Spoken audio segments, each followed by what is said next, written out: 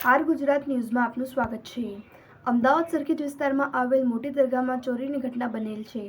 પ્રથમ દ્રષ્ટિએ દ્રશ્યો જોતા લાગે છે આરોપીઓએ આરામથી દોરડા નાખી અને ઘટનાને અંજામ આપેલ છે, જેના લીધે દરગાહની સુરક્ષા વ્યવસ્થાને લઈ પ્રશ્નો ઊભા થઈ રહ્યા છે।